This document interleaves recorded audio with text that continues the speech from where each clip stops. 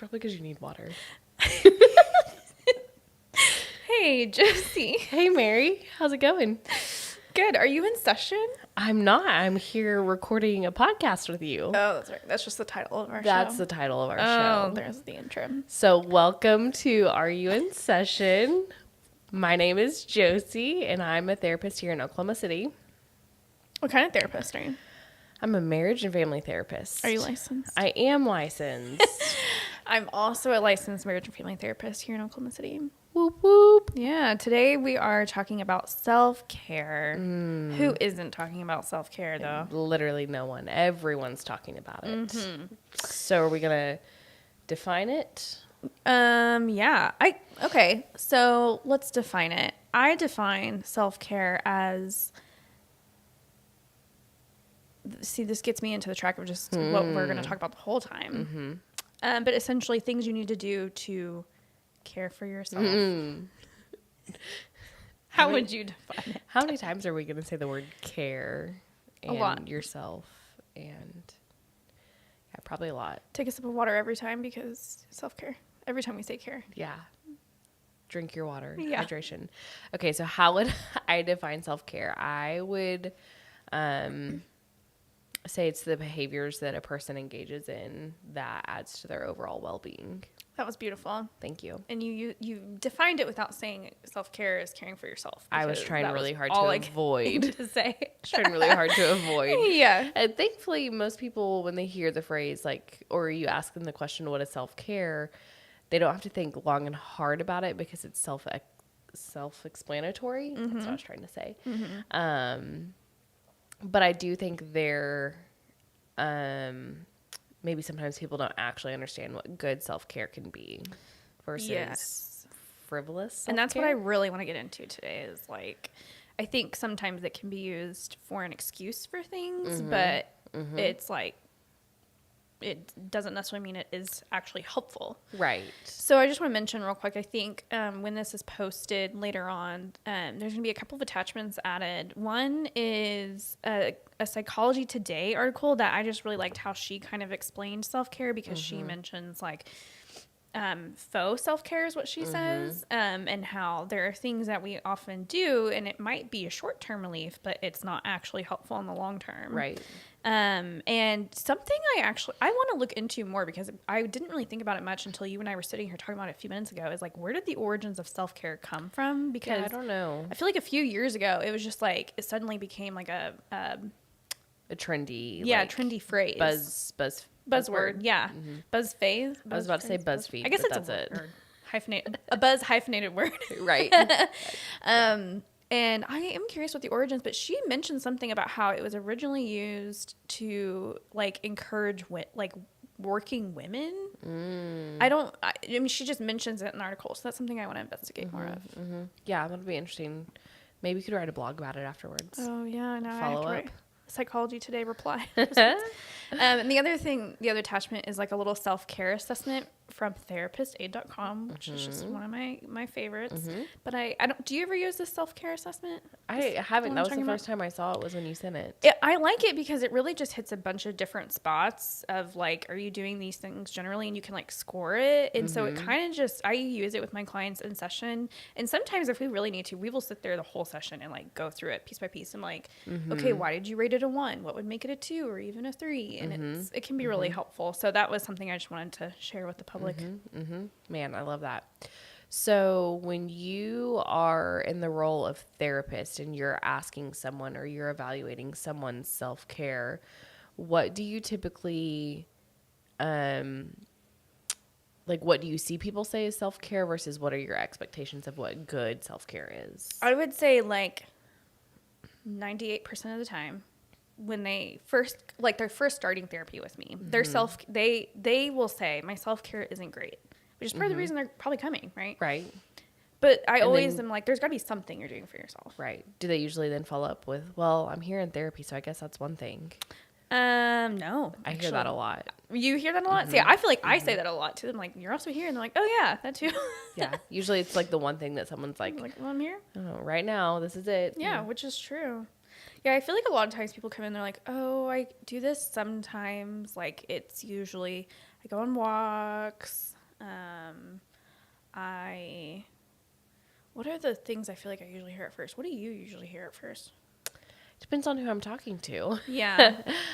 Because I think I hear a mixture of like that faux self-care where it's Uh-huh. like, well, I haven't gotten a massage in a really long time. And I'm like, sure, I think that can be a form of self-care, but I also think it can be a very indulgent thing. But usually like, yeah, I go for walks. You know, I might go to the gym or I try to exercise a couple of times a week. Obviously going to therapy. Those are typically the three things like That you diet, hear. exercise, Yeah. tending to their mental health. Yeah. I feel like sometimes I'll hear people say, I watch my show and I'm like, okay, yeah, like that's fun. Right. It's a fun thing for you to do. Is Right. it too much? Is Right. it stopping Is you it- from doing things like I don't write my notes sometimes when I'm sitting in my Right. office and I could be. I'm watching Like, are you Below Deck. numbing something and disassociating when you're watching your show? Or is Yeah. that really like you're giving yourself a break and rest? Yeah. So I guess maybe let's take a step back and talk about what the point of self-care is. What okay. would you say it is? Yeah. So I would say the point of self-care is doing things that are going to improve your well-being. So that could be physical well-being, that could be emotional well-being, that could be mental well-being. So for me, when I think of self-care, it's not always glamorous. It's honestly not even fun. I think a lot of it, or I compare it to a lot of times like cleaning my house. I don't actually enjoy cleaning, but I love the outcome of cleaning my house. I feel better. I feel put together. I sleep better at night. Like, it's just, the outcome of it is always better for me in the long run. But that means sometimes I have to get on, you know, my hands and knees and scrub my floors and scrub my toilet, and I have to vacuum and I have to dust, and I don't actually like doing that stuff. But I know it's good for me. So that's for me when I think of self-care, is like, what is the thing that I don't actually love doing it, but it still makes me feel really good. And how is, I'm trying to think, like, as someone who doesn't know much about this, why would it matter to me if I have good physical self-care when I'm here for my mental health? Well, that's where with us, I would say the way you and I think is very, again, systemic, and we've talked about that in other shows, but it's also holistic. You can't neglect one area of your life and expect to be thriving at optimal capacity if your mental health is poor or if your emotional well-being is not being tended to. You can have a healthy diet where you're eating your protein and your vegetables and you're exercising so your heart rate is really good. But if your emotional health is in the trash can, your body's only going to sustain you for so long. Eventually you're going to like start crying at the gym. Exactly. And then you're like, it doesn't really matter how much you lift or how far and fast you run. Those emotions are going to catch up to you. And vice versa. They all play a part together. If like mentally I'm not doing well, eventually my body's going to take that on. Absolutely. And then my physical self-care is going to be trash too. And, Right. And so that's why like it's important for us as clinicians to, that's why I like this assessment, because it checks all those different boxes. And I do usually laugh with my clients because the emotional self-care one, I'm like, okay, this one like usually is not scored very well because Right. that's why they're here. Right. But they also are like, oh, I guess it is good to consider all the other things. They all play a part together. And it's kind of like, you know, Maslow's hierarchy of needs. If you Right. don't have great shelter, you're not sustaining, like you're not getting food, you're not going to be thinking about your mental well-being. Right. So that might be something you have to think about when whether you're the therapist or you're being talked to about self-care, is what is the first like baseline need? Is it your emotional health first, or is it your physical health that we need to tend to? I think a lot of times we come up against this as therapists of like, we can't have someone go into like the emotional depths if they're hungry, and I would say like, think about children at school. We can't have them sit there and try to learn and take tests if they're too distracted by their tummy growling or if they didn't get enough sleep. I ate right before we did this, right? Because I was like, if I don't know what I'm going to say. Right. Why? Right. Yeah. Self-care, like, man, it's is important. eating. Yes. There was something I was thinking, like, when it comes to therapy, sometimes I feel like I have clients who are like, I'm ready to do the trauma work. I'm ready to do this. I'm like, hang on a second. We have to make sure that you have a good like self-care routine, not just that there's a few things you do every so often. I want to feel confident that you come in here and I know you're going to leave and take care of yourself and be okay, because it gets worse before it gets better. And that's not just to say that, like, it's true. Right. So that could look like what? Not only what does self-care look like while they're in therapy talking about the hard things, but what does that look like outside, like kind of prep work and post work? Are you actually asking me? Or you're, Yeah. okay. Sorry. I was like, are you is this just like a broad Hypothetical. You know, and of course it varies for everyone, but I feel like a lot of times it's, do you need to be doing some sort of meditation? Hopefully we have practiced enough grounding at this point to where now that we've talked about something really raw, if you feel triggered, you know how to get yourself grounded back in the moment. And we will do that in session too.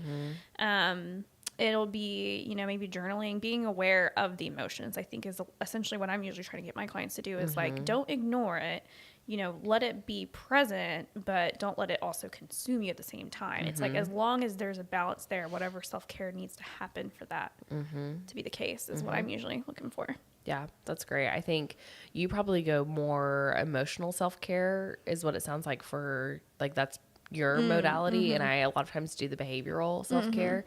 So things that I'm asking, like, have you eaten? Are you getting sleep regularly? Are you going outside and getting fresh air, or are you staying on your devices? Are you eating a lot of fast food, or are you actually, like, maybe taking the time to meal prep or cook good, healthy food? Yeah. That's a lot of times where I like to start. Yeah. I should be a little bit more like you, though, I think. Well, I should probably also check in those things. See, this is why we talk. Yeah. Learn from each other. We're a good duo because we do things differently. But if our brains merge together, we'd be, man, everyone better Maybe we watch should out. just always do co-therapy. Ooh, let's try it. There was something else I was thinking with self-care and clients. I don't know, but do you mind sharing some of your self-care things that you like to personal self-care? Yeah. So I think things that I like to do that are my forms of self-care is, again, still very behavioral, but I always try to make sure I'm drinking water. What's that like? It's delightful. You know, even if it's, you know, I have a very popular large cup with a handle that every basic female or male, I guess, has. So even if I only drink one of those a day, it's something. I try to be mindful of my caffeine intake because, you know, I could sit and drink coffee and tea all day, but I know it's not good for me. So water is a big important thing. Exercise, I don't like exercising. I like to eat, but I know I have to exercise for my overall physical well-being. So even if I go just a couple of times a week, I think that's really important. I feel better. I feel accomplished. Keeping a clean house is just super important to me. I love making my bed in the morning. That's an easy daily thing. I just feel accomplished. So that's kind of the physical stuff. And then for the emotional side, I think having a therapist is important. Again, I don't always go to therapy consistently every week all the time, but knowing that I have that option is important. You have that relationship established. Emotional development and awareness. You know, whether it's journaling, whether it's processing through big, heavy emotions with like you, a friend, or if, again, my therapist. Another thing that I really like to do is kind of keep tabs on my body. Like, what am I feeling? That's a question I ask oftentimes as a therapist of like, where do you feel that in your body, or what are you feeling in your body right now? So to have that awareness and not go numb and pay attention, like, what is my body communicating to me? Cause usually it's an indicator of something. Have you heard of the personal chaos index that ITAP has, or we use it a lot for our addiction? Yeah, I was thinking like personal craziness index. Same thing. Okay. I interchanged the C. I like it. Thanks. I like the chaos more. I do too. I feel like it's maybe a little bit more like politically correct. But anywho, so we have the PCI is what we call it for short, and I love it because it's got 10 categories, and it's a little bit of the opposite of the self-care assessment, I think, where it's really having you look at what are your indicators when your life is going into chaos. And I have that. That was part of my training to become a CSAT, which means certified sex addiction therapist. And it's one of my favorite tools and resources that we use, but it's got these 10 categories. And I super love it because once I did it, I was like, oh, I can see for sure where my life gets chaotic. Yeah. And one that is actually always communicates loudly to me is my car. So for me, almost like self-care is having my vehicle be a little bit clean and organized and not having a bunch of clutter in it. What do you know about me when we're getting in my car? What do I always say? Sorry, my car's a mess. Sorry, my car's a mess. I'm going to say the same thing. Right. And like, who doesn't have a messy car? But for me, like, if it's really a mess, I know I'm in trouble and that I'm neglecting something. Yeah, that's like a physical evidential sign. Yes. I probably am not feeling great. Yes. I need to do something about it. Yeah, absolutely. So for me, a part of my self-care is kind of checking in with my PCI and saying, That's hey, great. what indicators are going off that are Maybe telling we should me. include that on our attachments too. Yeah, remind me to do that. Also, when Mary says our attachments, you're talking about like the links that you'll find in the bio of the Right, Hannah? podcast. Is that right, Hannah? She said Hannah's yes. nodding. I have to give Hannah a shout out sometime. Yeah. Also, we'll figure out, you can Google PCI. Yeah, Anyhow. probably. Yeah, so I would say those are my forms of self-care. Yeah.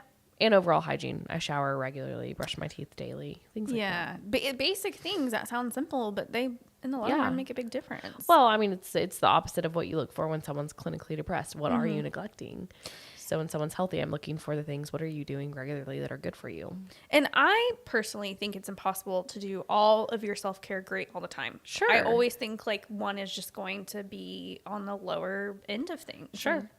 Like when I go through the assessment, with people, sometimes I'm like, look, like these are not all going to be threes all the time. There is just no way, because life is going, you have to reprioritize all the time. And that includes self-care. So it's just like, yeah, maybe right now my car is taking a hit and that shows me that I'm maybe not feeling great, but I literally don't have time to clean it.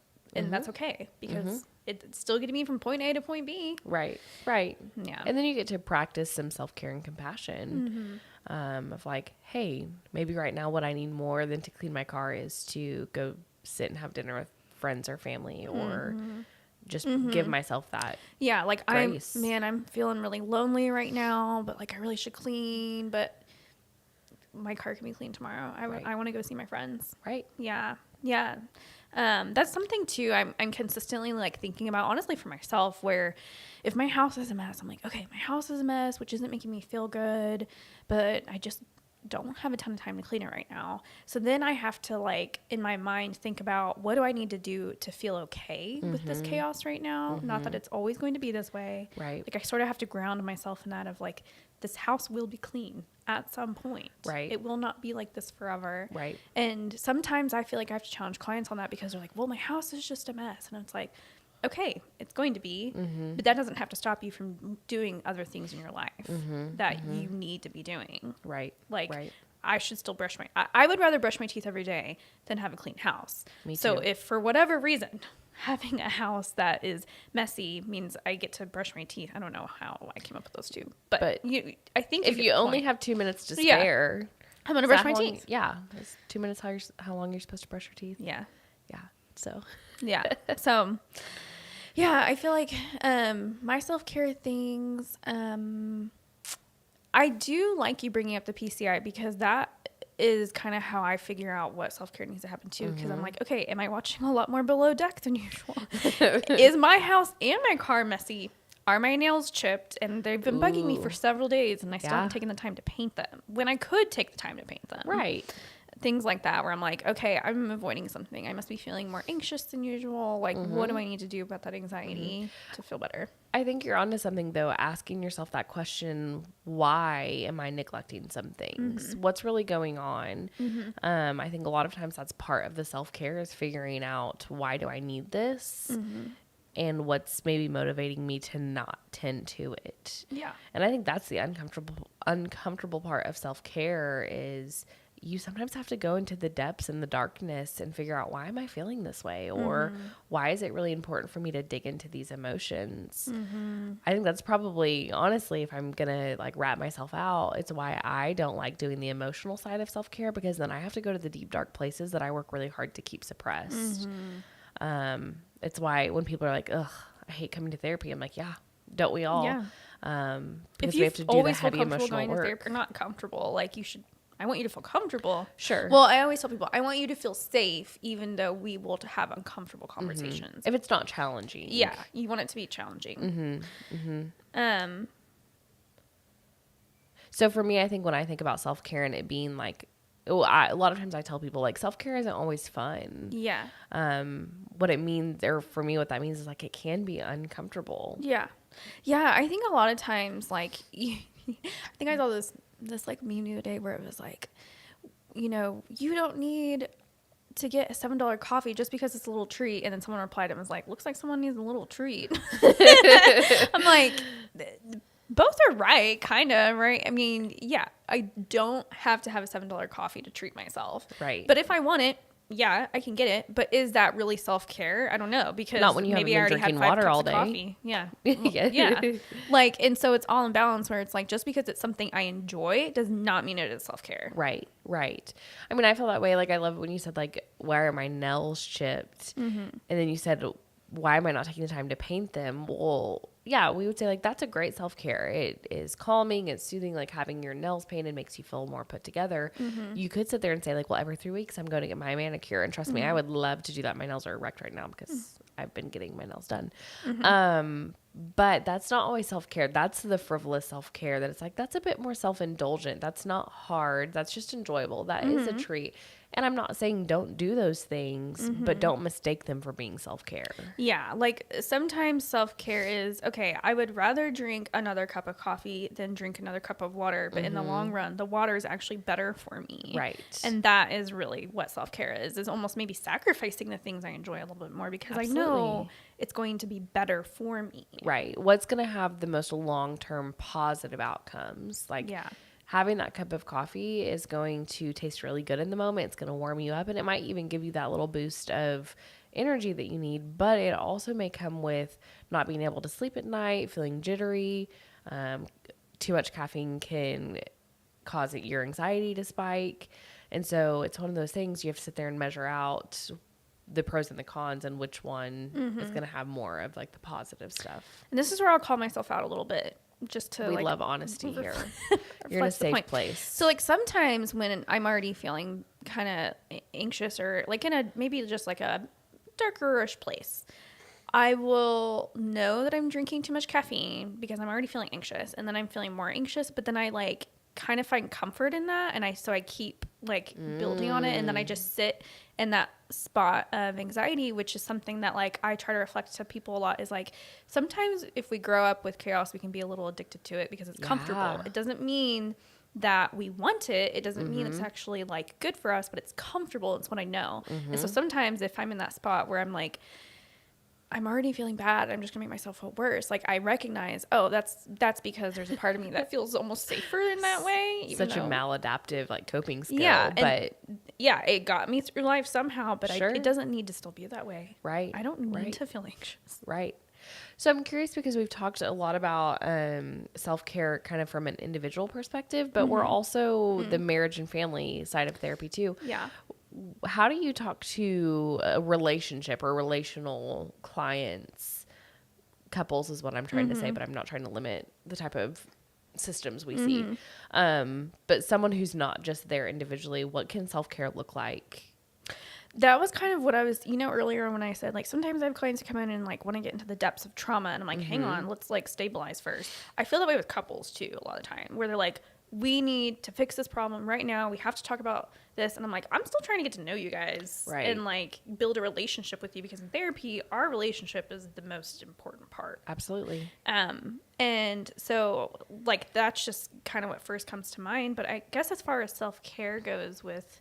I'll just say couples for now. I kind of think about like, what are things that you guys do together that you enjoy? You can still have arguments and still do things together that you enjoy. and it doesn't take away from each other. Right. What Kind of about like, you? I guess for me, what I'm thinking of, or what you were talking about made me think of was like love bank type of work. Yeah, yeah. Of like, how are you investing in That's your Brotman, relationship right? and Yeah. in small ways. Mm-hmm. So whether it's, you know, holding hands while you're watching a TV show or on a drive, or you're just asking each other, like, hey, how are you doing? Not just a, hey, how are you? Fine, good. But genuinely checking in, doing the small things that tend to the health of the relationship that can be easily overlooked and undervalued, but going back and like recognizing their value in the first place. Yeah. Yeah. Self-care with relationships in general it feels a little bit more vague to pinpoint what it is. Yeah, absolutely. I mean, again, coming to therapy, that's self-care right Yeah. there. But I guess also just like in general, when I think of relationships, it's like, have you checked in on this person in a while? Do you guys need some FaceTime? And then like for couples especially, it's like what of your time has been quality? What of your time has been without kids? Right. What, even if you don't have a babysitter, what could you intentionally be doing at home? Like there are ways, there are a million reasons not to do these things, which oftentimes I hear, I'm guessing you do too. Yeah, where it's like, well, we absolutely. just don't do this because blah, blah, blah.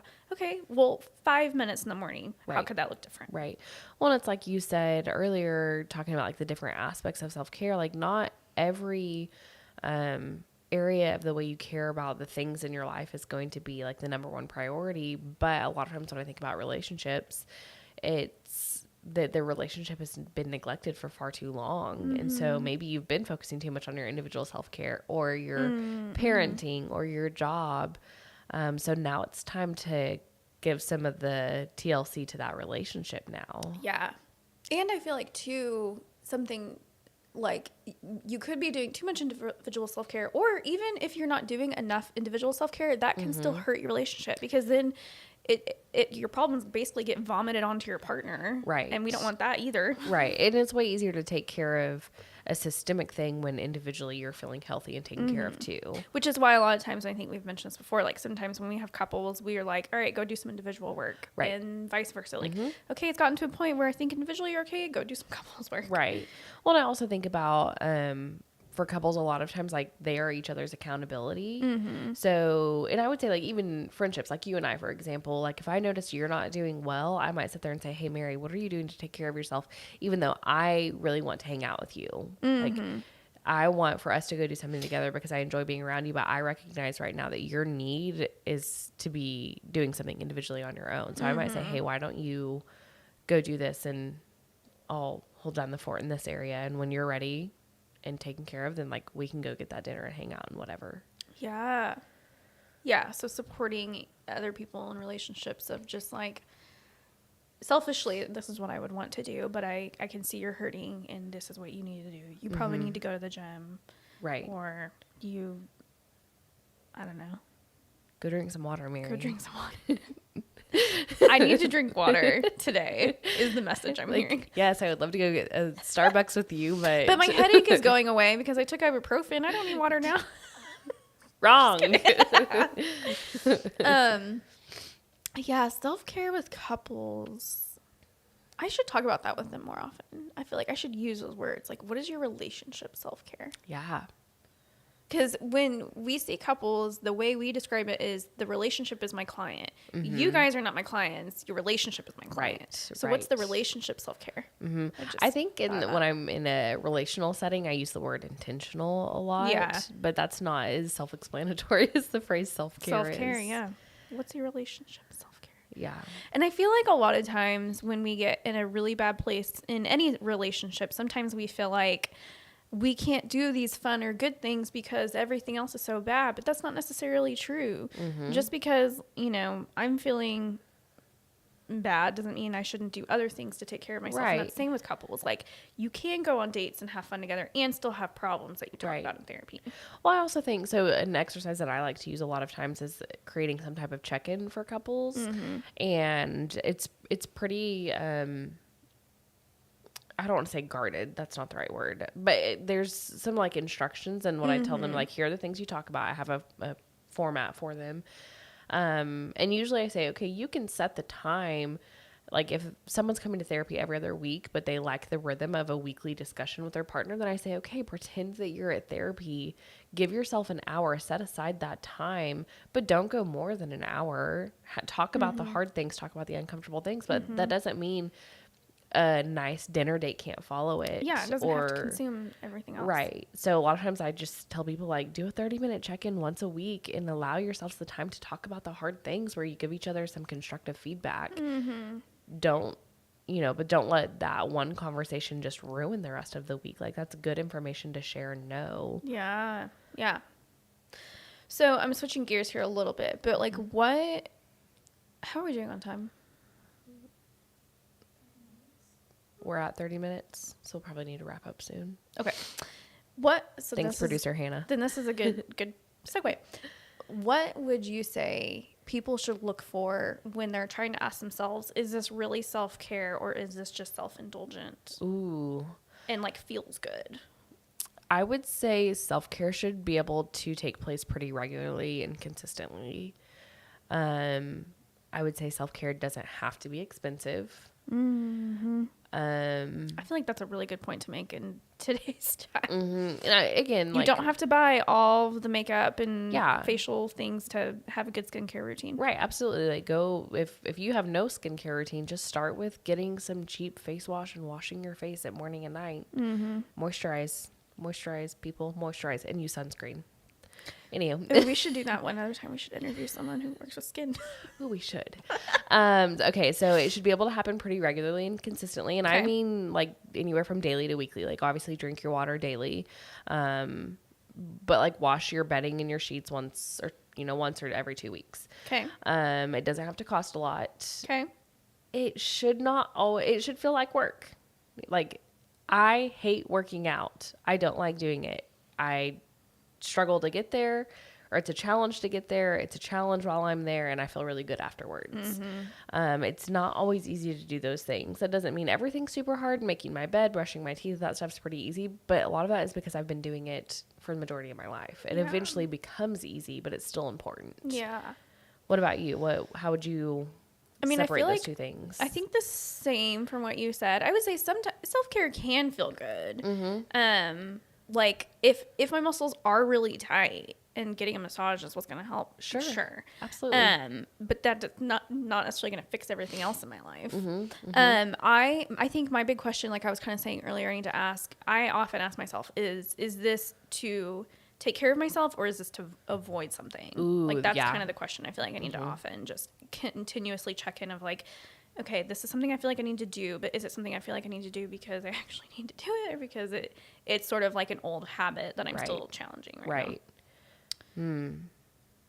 I'm thinking about like, what are my indulgent forms of self-care versus my like good healthy ones. So I'll confess some of mine if you confess some of yours. I will. I absolutely will. Okay, I already said Below Deck. I have that on all day, every day right now. I know you do. Maybe like with food, sometimes it could be, I have these two options, which no food is bad, right? But I could eat one of them, but the other one tastes better. And the other one, but the first one's maybe going to be better for my body in the long run. It'll give me more energy. Right. It's kind of like, that's the one of those things. nutritional values are different. Yes. And let's see, let me think.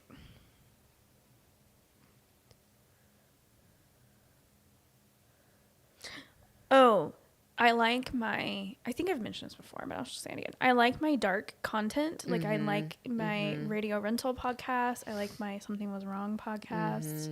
But those are things that either are an extension of work or just like dark and spooky. Right. And if I'm already having like a long day, that's just going to put me more into a dark place. Right. And that's not helpful. Yeah. So. Okay. Those are good. I like what those. Are some of yours? Baking is one of my super indulgent ones because it's avoidant. I love to bake. And I would normally, I really had to sit there and think it through because I enjoy baking. There's nothing about it that feels challenging to me. I don't mind cleaning up the kitchen. I don't mind going grocery shopping. I wish I had that, yeah. Okay. I love doing that, but I will absolutely choose to bake something before I sit there and go clean the house or do the emotional work. So I would say that's like one of my indulgent ones, but I'm not going to give it up. Please don't. So I enjoy doing that. So whenever you bring cookies to the office, I need to be like, Josie, what's going on? Yeah, possibly. Like, it's like, hey, Josie, did you do your notes, or, you know, what are you neglecting? Is your car clean?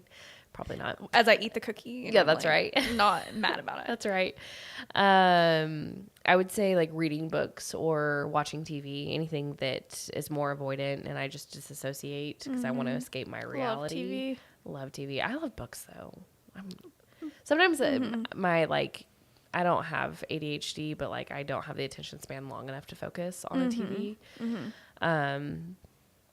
So there's that. The one thing I'm super bad at is I will overbook and overcommit myself to make myself busy.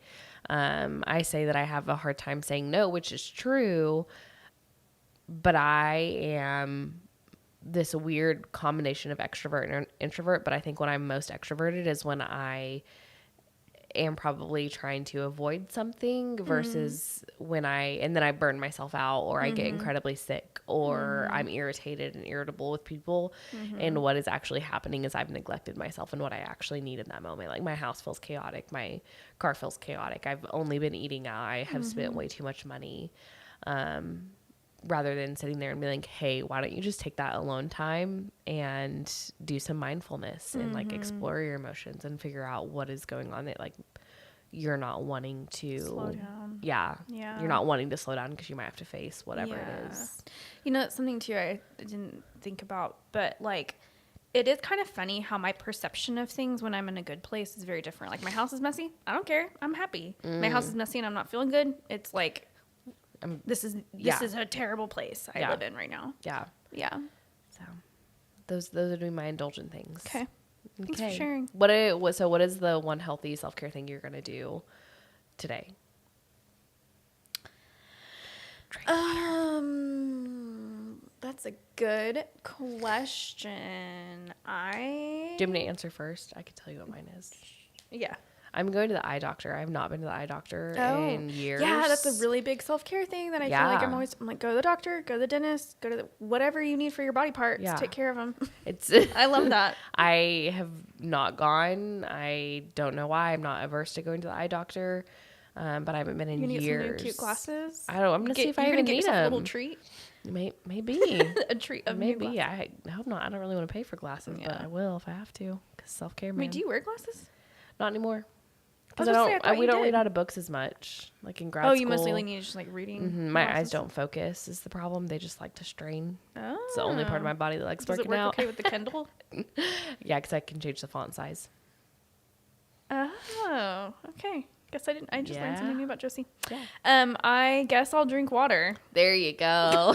Is it a cop out? I don't know. No, I think you've admitted you haven't drank any water today, except for to take your ibuprofen. Yeah, to take my ibuprofen for my headache that I have because I haven't drank any water. I'll be on your case about it. Don't you worry. Okay. Well, thanks for chatting with me. Same. Right back at you, pal. Thanks for listening. Who was listening? Yes. I would love. Are we still on? I would love for people to comment and say their self-care things and their self-indulgent things. Call yourselves out. Yeah, we want to hear. Just because they're self-indulgent doesn't mean they're bad. Mm-hmm. Maybe just do more self-care things. Yeah, it's okay to do a little here and there. That's right. At least just be aware of it. Awareness is a good place to start. Yeah. All right. Well, I will see you next month. Yep. In this place.